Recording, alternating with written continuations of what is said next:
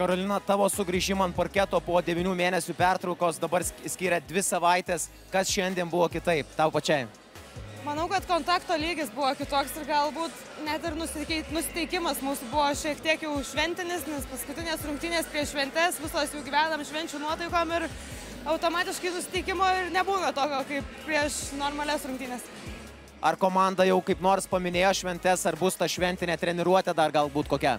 Jau paminėjom šventes, apsikeitėm dovanėlėm, viskas pašventėm, galim dabar eiti su šeimom savo švęsti po šiandienos pergalės. Ar gali išduoti, ką gavai dovanų? Dar nieko negavau, kalėdų dar nebuvo, bet iš savo komandos draugės, tiksliau net ne draugės, o trenerio, gavau gerą dovaną, tokios, kurios ir reikėjo pagal trenerį man. Justina, šiandien ir pačiai individualiai puikios rungtynės, ko pritrūko pergaliai tavo akim?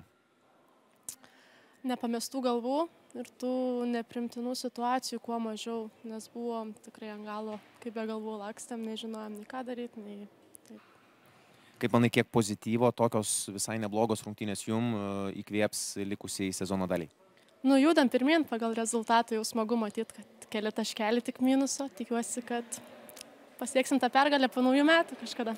Kiek pačiai smagu grįžti į aikštelę, nerungtyniaus praėjusiame sezone ir sužaisti tokias rungtynes kaip šiandien ir kaip pačiai smagu jausti tą tokį gerą žaidybinį ritmą?